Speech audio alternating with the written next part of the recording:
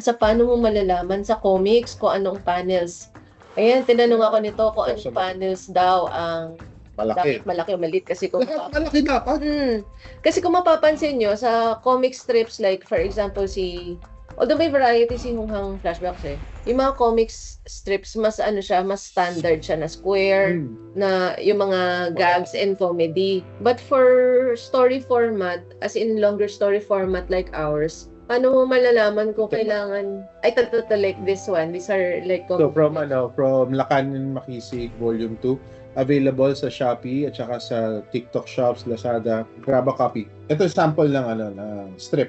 So sa comic strip format. Really, medyo uniform. Linear siya, ganun. Oo. Tsaka uniform yung sizes niya na very, very rare yung biglang nag-iiba yung size ng ano. See, kahit anong page ko i-flip, it's the same dimension. Oh, but for some, we follow in other formats, no? Depende kasi sa libro, hindi naman one is greater than the other. For the formats like this, as in fiction, yan, we follow something like how the manga is done, or sa Marvel, ganun. Kasi makikita mo, iba-iba yung sizes ng panels. These are called panels, yung mga windows na yan. So, paano mo malalaman kung dapat ito mas malaki kaysa dito, mas maliit, ganyan. So, ang sinagot ko doon is, trust your gut. Ano po yung gut? Yung intro, tapos ba yung sagot, trust your gut? Hindi. Paano ko sira yung gut? Mag-probiotics ka. Hindi. Seriously. Ito, ayan. Malaki yan. Sabi ko, in a nutshell, no, we do have workshops kasi and we share about how to know ano yung panels na mas malaki, paano mas maliit. In a nutshell, yung mga panels na maraming action, yun yung mga mas malalaki. Mga panels na you want to emphasize on the emotions or the lack of emotions. Sometimes, siya yung parang kasi the entire face tells the story itself, no? So emphasis on the facial expression. Ika nga ni Sir J. Ignacio, emphasis. Emphasis. So, mas malaki yung ipoprovide mong panel for scenes that have more impact or more emphasis. So let's say for example, passing through lang yung yung scene sa sa story, pero necessary sila. So liitan mo lang, di ba? Pero kung kunyari mga boom, sumabog ganyan, lakihan mo. Tapos ito rin parang how to distinguish na yung ito, sequential siya na may movement. Yung may movement, pwede kang maglagay ng ito class, parang lang siya, yung katulad ng comics, sequential siya, na it's a series of panels na similar yung shots. Although mas maganda may variety tayo ng shots kasi in principle, para hindi rin boring tignan, maganda iba-ibang shot, iba-ibang angulo mo. Tapos sequential siya, ibig sabihin, there's action going on. May, in the same scene, pero may action na nangyayari. And then, this one din. It's one panel, pero and two people lang, pero yung niya, yung sequence of events niya signifies na may mabilis na nangyari. So, anyway, that's in a nutshell, trust your gut. If you know the rules, the more you know the rules, the more you're familiar, the more you have read manga, the more na may isip mo yung hindi ako nagbibiro, trust your gut. Kasi nakita mo na, ay, ginawa niya to so parang palagay ko ganito rin yung gagawin ko sa akin. The more you see other mangas, kasi yun din yung sinasabi nila sa Shueisha, how will you know what to do here, what to do there. Sasabihin nila, magbasa ka ng manga, tignan mo kung paano nila ginagawa. And then you take from You'll there. Get ideas kasi from there. Oo. Diba? So, if you feel na the work you're doing lacks zest, parang, or action, parang matamlay, read more. Or get more books that are in the direction or in the genre na gusto mong gawin. Diba? Like for example, gagawa ka ng action. Siyempre, basahin mo more comics na action. Diba? Mamaya, ang basahin mo puro romance, hindi mo ma-apply yung elements ng romance sa action kasi magkakaroon ng discontinuity. Okay, dapat ba? Ito tinanong. Hindi. Tanongin ko sa'yo kasi mas pangma ito dapat ba accurate ang representation ng mga mythological creatures sa story mo? mythological, okay. If you're technically talking about mythological creatures, my take is hindi. Bakit? Sinagot ng panelists doon sa oo, dapat accurate. Parang ako, hindi. Sige, sagutin mo. Hindi. Bakit? Who knows how accurate it is? Exactly! Mythological creatures, they're myth. They're practically, technically, fiction. Yeah. Diba? It's like asking me, kung gagawa ako ng fan art ng Star Wars, kailangan ba accurate ako sa mundo ng Star Wars? Hindi. Fan art yun eh. Fiction siya eh. Fiction yun eh. Diba? I can make my own take, get inspiration, get reference, and then I make my own explanation. Bakit ganun siya? Parang yung pinag-aawayan nila yung historical accuracy ng One Piece, pero hindi naman kasi history yung One Piece. Yung mga ganun. So, kung parang mas magiging touchy pa ako pagka ang pinag-usapan natin is history. And if you're writing history, you're writing something about history, and you ask me how important it is to be historically accurate. It is highly important. You have to be very accurate. Pero when you're talking about mythologies, legends, and folklores, if anything nga, nakakatawa kasi yung mga content natin ng mythology that's out in the mass market, most of them are not accurate. Ang daming really iba-ibang derivatives siya eh. Yun nga, isa pa yun. So, depende sa region, may iba't ibang derivatives for the same kind of mythological creature. So, how can you be accurate if magkakaiba ng version? So, ultimately, it boils down, it's fiction. There's no point in accuracy. Everyone has creative take on that. Mythology natin, parang adobo yan eh. Kada isla, iba-ibang version. Pero mali. Pare-parehong iba-ibang version yan. Magtimpla, di ba? Kasi we have different influences per island. So, yung Bakunawa, iba-ibang version na maririnig mo kada Gusto mo yung Bakunawa mo, mukhang butete. Okay lang. Pinakita mo akong may binasa kami ni Zina the other day, Bakunawa na grade school siya. Tapos nandun siya sa school ng mga duwende. So, alam mo yun, it's a derivative. Oh. I don't know. Yun. So, okay, ikaw. Dapat ikaw yung nandun sa panel eh. Hindi ako... mga asar ako doon. Hindi. Pero sabi sa inyo dapat accurate yan. Oo nga. Sabi ko, basta ako gusto ko cosplayable kasi para ma-engage natin yung mga bata, ma-engganyo sila. Di ba ang ganda-ganda ng mga character designs ng Naruto tsaka Saka the question is, how can you be accurate? We don't have any documented record how they're supposed to look like. Diba? At the very least, what we have is how they behave. How they more or less appear. Pero meron silang mga preset na parang ito yung mga elements na most likely nandun sa so how can you be accurate? Like sa bungis-ngis. Diba? Pero hindi siya kanya-kanyang take niya. Yan nga eh. I mean, fiction. It's fiction. Sige, bakit importante magsulat ng mythology? Bakit importante magsulat ng mythology? That's also the same question. Bakit natin pinag-aaralan yung Odyssey at saka yung Iliad, diba, sa school, diba? Bakit part ng ng literary studies? Bakit pinag-aaralan yung Greek mythology? Bakit pinag-aaralan yung Norse mythology? And there's so much literature about the foreign mythology, So, that answers the question. Bakit importante na gumawa din tayo ng di mo sagutin. Ng Filipino mythology, diba? Tanong-tanong ka, sagutin mo tanong mo. Joke lang. Ako may sagot ako. Ano? Kasi it reflects yung yung ancestry natin. It's important to know our ancestries to understand why we're like that right now. So, kahit sabihin mong folklore siya, mythology siya, it tells you something about the behavior of the people in the past. And the belief system in the past. It help you think na, kaya pala ganun ngayon, no? So parang... So it gives you an idea then kung what are the things that they value during their time. Diba? Kasi nasa din yun eh. Nasa mythologies din yun eh. Kaya tayo may parang may mga panakot, kumbaga. Kasi yun yung mga bagay na they value din as well. So that it would keep the people to value the same thing over and over again. Oo, parang magandang matutunan yung mga kwento nung yung mitolohiya. Actually, pati mga alamat, ganyan. Makita mo yung kaya pala hanggang ngayon yung mga nanay laging pinapagalitan yung mga bata kasi yung kwento nung pinya na ano ba yan?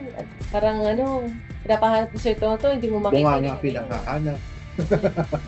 Parang maiintindihan mo, kaya pala, although syempre, hindi mo naman, andun din tayo na isipin natin, so tama ba yung kwento na yun? So, anong gagawin mo ngayon? Magiging ganun ka din. So, you can learn from that. So, kaya it's nice to learn our mythology, not the foreign mythology, kasi iba yung behavior na yan. But it also says something about the belief system and the things that are important for that sa kanila, culture. So, tignan natin yung sa atin. So, tayo din, meron din tayong sarili natin mga bagay na pinahahalagahan. Kaya, yun yung ginagawa natin. Makikita niyo, marami kayong makikitang mythology sa Mai. It tells you about the behaviors in the past. And sana naman, we want redemption on that. Ngayon, makikita mo rin yung redemptive stories. Kasi some of our mythological stories, walang redemption. So, we want to put some good in that. So, what inspired you or influenced you to write Mai? What inspired me to influence me to write Mai? Actually, for the most part, yung mga anime and manga. I was part of the generation na na-introduce yung anime sa Philippines. It was during the time na may mga Voltes 5 pa, Daimos, Mazinger Z. Tapos later on, nagkaroon ng mga Ghost Fighter, ano pa ba? Superpoint, Zenki. Tapos what's Zenki? Later on, nagkaroon na ng internet. Tapos nagkaroon na ng access to reading manga online. Scanlated. Oo, mga scanlated na na online na manga. And ako, yun yung naging inspiration ko na when I was looking at them, when I was comparing comics made by the Western, yung like Marvel, DC, versus the Japanese na works, nakita ko sa mga work nila na they always try to incorporate their culture, their lores, their belief systems into all the stories that they are creating. Regardless kung anong genre niyan, whether medieval yan, western, modern time, laging merong nakasingit.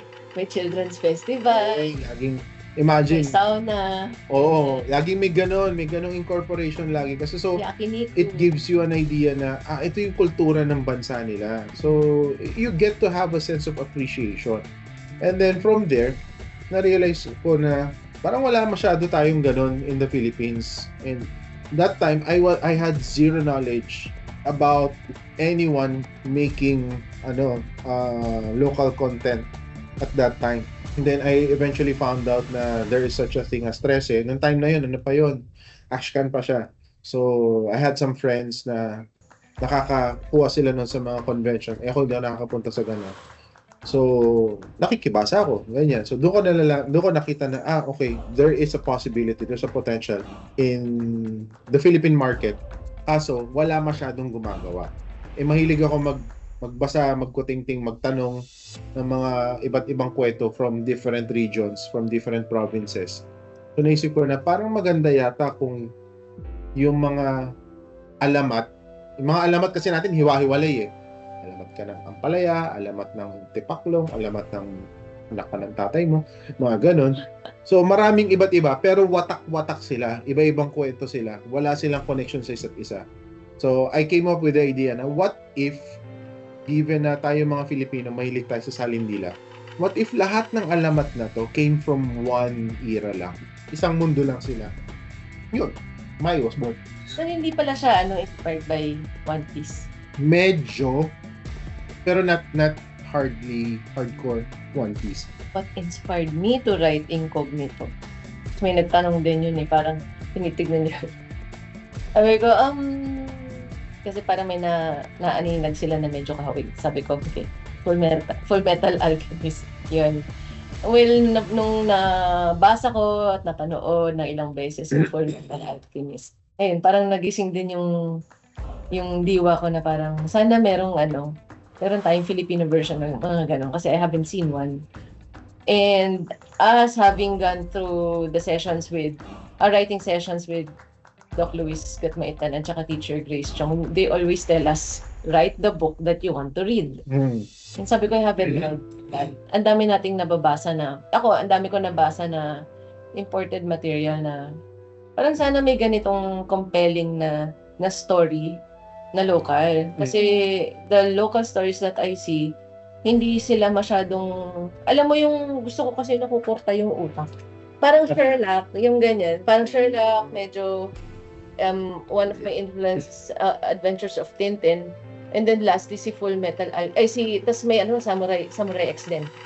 Tsaka Full Metal Alchemist. So sabi ko, I wanted sana something with those flavors. Pero local na kwento. And then, meron ako matagal na kwento nung 14 years old pa lang ako. Mahabang kwento. So sabi ni Arya, gawin mong graphic novel. Spanish era or something, ganyan. Oh. Sabi niya. Nag-usapan namin yun habang sinasara namin yung isa naming bankrupt na business. So sabi ko, wow, no? When one plant dies, another blossoms. So, parang sige, buuin ko ulit yun. Kalkalin ko, buuin ko ulit. Tapos, i-revise ko siya according to a more Filipino-rooted story. So, nabuo yung Incognito. Nabuo na ba? Hindi mo sure.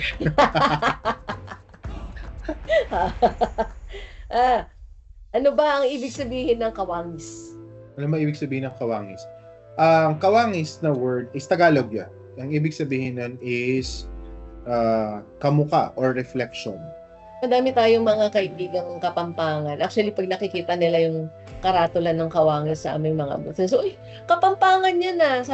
And I have to say na actually hindi lang po Kapampangan, Tagalog po. Pero hindi na ginagamit masyado sa Tagalog. Sa mga pero pag binasa mo malala yung probinsya. Meron. Sa Lukban, sa mga ito Region 4. Sa Region 4, tsaka sa may malapit sa Pampanga. Kasi Kapampangan ginagamit nila yung popular pati sa kanila yung term na kawangis. So, kawangis means reflection or kamukha. Yeah. So, nagagamit yung term na yun sa parang kamukha mo si Kato. Kawangis mo yung kawangis mo yung tatay mo. Diba? So, yun. So, ano ibig sabihin nun? Bakit kawangis yung pangalan natin? Kasi our products is predominantly image products. So, kaya nga comic books, card games, everything has visual image. Diba? Ba't meron pa ba ibang image? Visual lang naman ang image yata, diba? So, basta may image siya. And, of course, at the same time, yung mga content natin, we make sure na it also reflects our identity as Filipinos and also reflects the values that God has given us. Along the way, nagkaroon pa ng mas malalim na ibig sabihin ng kawangis. Kasi nga 'di ba sabi sa Genesis, tayo ay ginawa ayon sa wangis ng Panginoon. So if we are made after the image of the Creator, mga creators din tayo. So napakagandang i-uphold na tayo ay kawangis. Oo. No? Na i-uphold natin. Hindi lang kami yun. Kayo rin yun. Kayo rin yun. So parang pagka may naririnig ako na sinasabi na hindi ako artist you are. Oo. Hindi mo lang alam na you are a work of art. You are a work of art. And, you are made after someone, a creator. So, ibig sabihin, may abilidad ka rin to create. Hindi lang siguro katulad namin na sa pagdodrawing o sa paglikha ng stories.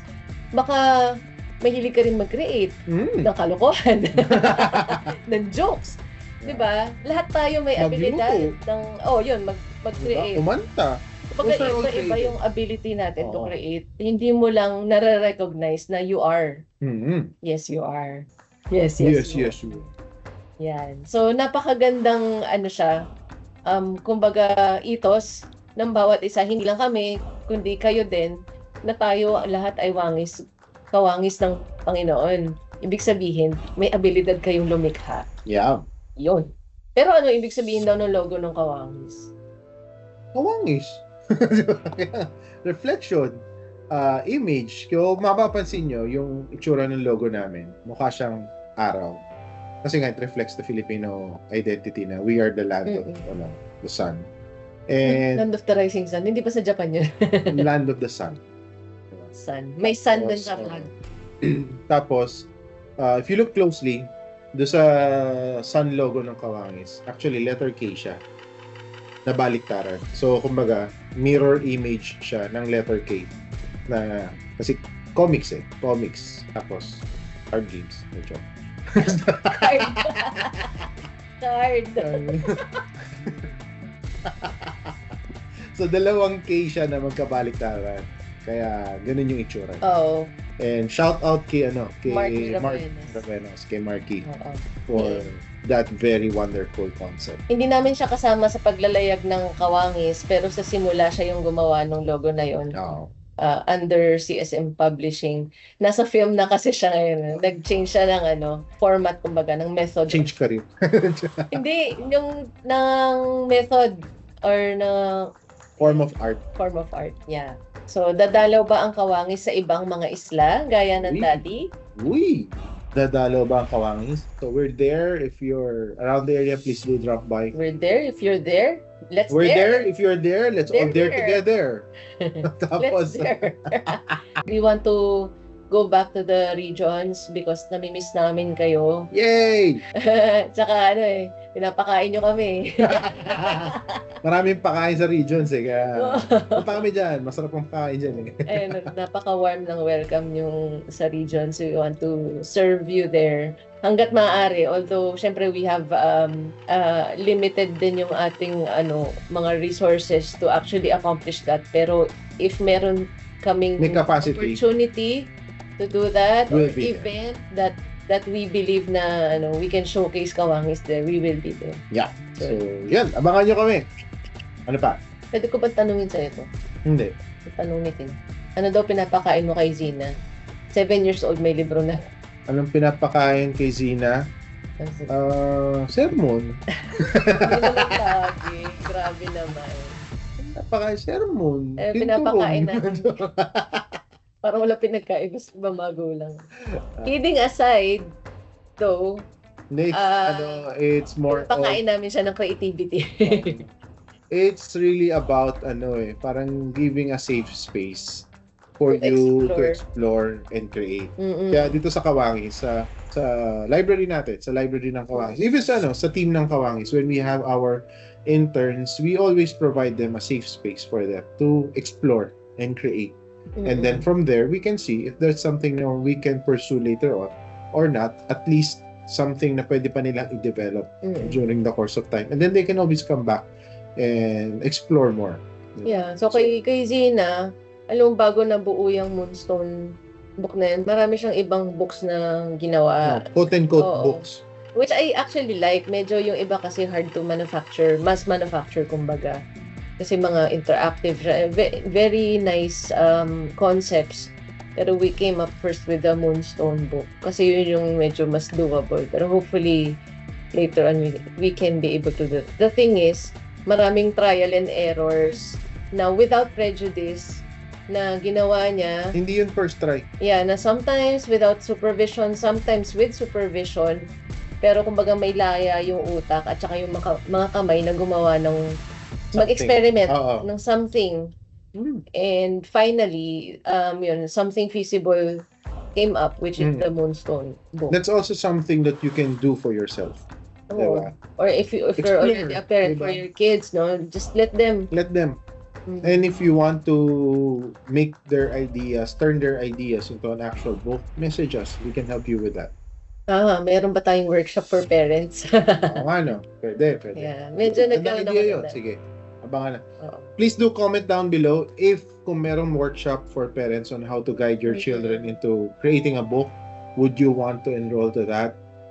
Comment below. So, meron, we'll tag you. Yeah, so allow them to explore and make sure that they're also responsible for their kalat. Oo, maglinis lang. Kasi para hindi lang glamour ang natututunan, para hindi one side lang na parang, ang galing-galing ko. Hindi dapat ganun dapat responsible din sila sa kalat nila. Yeah. So, magligpit tayo, magwalis tayo, turo natin sa kanila yung mga house chores.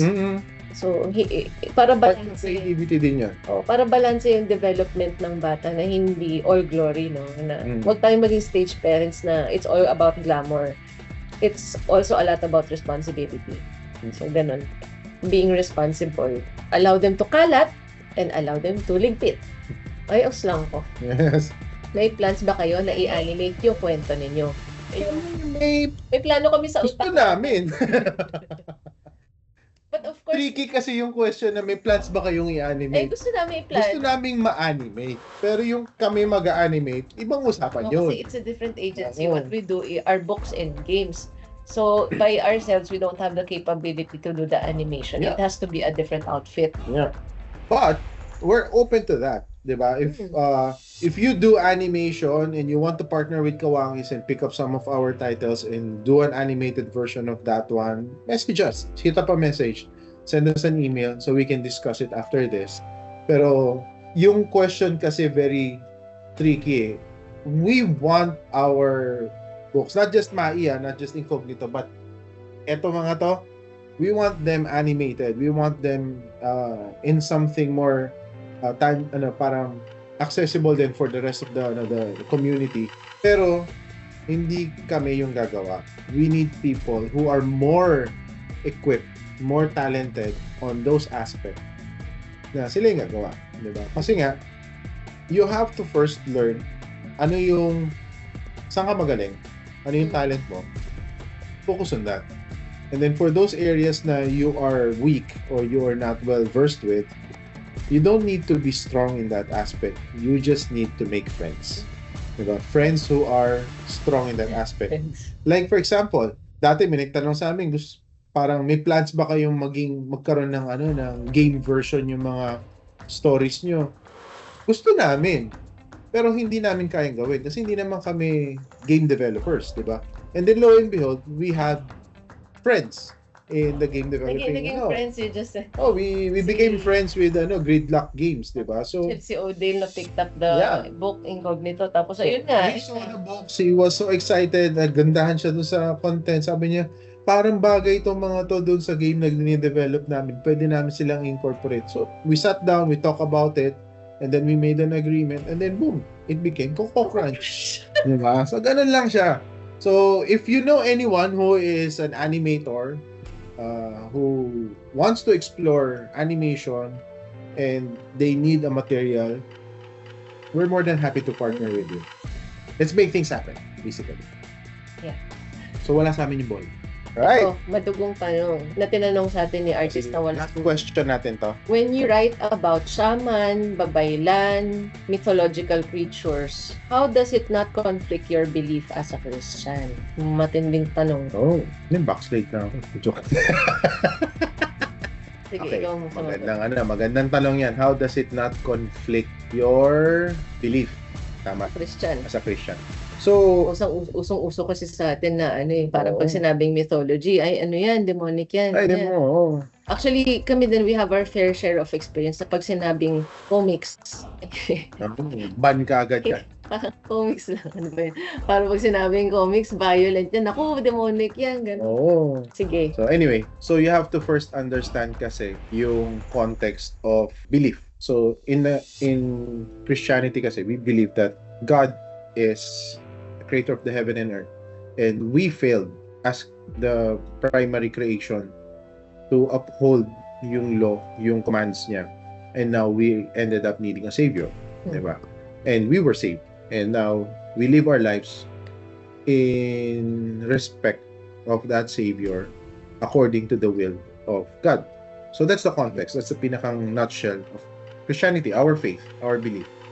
Now, a lot of the practices of Christians in today's generation are actually not biblical, but rather inherited from the Western culture. So a lot of the practices are from American culture, from European culture, but it's not our culture. And a lot of the Westerners, even during the Spanish era, diba, nung dumating yung mga Kastila dito, they branded all natives as heretics, di ba? Especially yung mga may tato. Oh, di ba? They branded all as heretics, but they're not heretics eh. it's because they're looking at it from their perspective of their culture. They're carrying their culture and saying that this is what God has called us to do. No, that's not true. Our culture was given to us by God, and we can use that culture to glorify Him as well. The terminologies like yung mga mythology creature natin, mga babaylan and all that, those are just names and terms for different positions and different jobs inside a society, inside a culture. But we can still use that terminologies for God's glory. So it's not that if you use this, it's automatically this. Culture and belief are two different things. It's the same concept as bakit hindi tayo nagkakatay ng animal for sacrifice? Biblical yun. Hindi tayo Israelite. Kasi sabi nasa new generation na tayo nasa New Testament na Pero the Israelites are still doing it. They're still practicing some of it. Kasi that's part of their culture. And even our ancestors do that. So it's really more about not the activity, but rather who are you doing the activity for. So you may be going to church and reading your Bible, carrying your Bible, doing your worship, but your heart can be so far away from God. And in the same aspect, someone from the tribes, from far-flung areas and islands of the Philippines, who have never held a Bible, can be so close to God, more closer to God than this person in church could ever be. Diba? So that's where we're coming from as Kawangis. Nabanggit ko yun noon na actually hindi siya conflicting.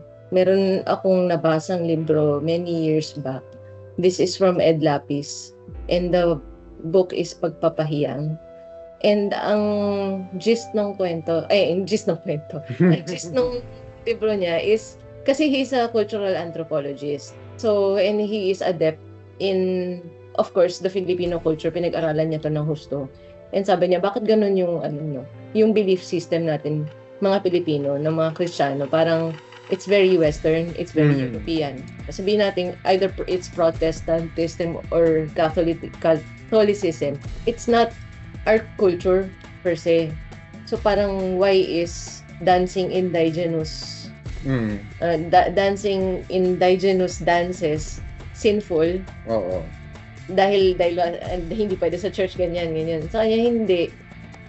Alam mo ba na everything that exists is created by God? Now, if hindi siya yung existence ng bagay na to, halimbawa yung pagsasayaw, nagsasayaw para sa ibang mga spirits, no? Kasi naman yan, it exists from our ancestors even up to now. So they dance for spirits so that they can appease the spirits and all. Ngayon, if that dance is not something that honors the creator of all, then maybe there should be redemption. So sa kanya, let's redeem the narrative na ituon natin ang mga practices na ito patungo sa abang may likha, sa creator of all things, na i-redirect natin sa kanya kasi sa kanya galing yan. So hindi yung practice kundi yung kung kanino mo siya itutuon. So, yes, sa kwento kong ng Mai at saka ng Bulawan, meron tayong mga babaylan, whatever, iba-ibang terms yan per region. They are redirected to the creator of all things. So, reality yung shaman, reality yung mga yan. So, parang huwag natin i-erase yung mga yan. They exist, that's reality, it's part of our world. Pero kami, we want to redirect that to the glory belongs to the creator of all things. Ang abang may likha. In other regions, he's called Bathala. In Manobo, he's called Manama. In Hiligaynon, he's called Mambabaya. So, alam mo, in Negros, he's called Canlaon. In that context, it still is putting the real worship to the creator of all things. Iba-iba lang ang pangalan niya. Kasi syempre, iba-iba yung language natin. But it still points to him. And it's glorifying the culture that he has given us. So, yun siya. Yeah. And that's a wrap for our Ask Kawangis. Hashtag Ask Kawangis. If may mga questions kami na hindi pa nasasagot, feel free to comment down below or message us here in YouTube, in Facebook, or TikTok. Saan nyo man kami makita kahit sa event, feel free to ask us questions and we would be happy to help you out on those aspects. All right? And thank you once again for hanging out with us here sa Room 206.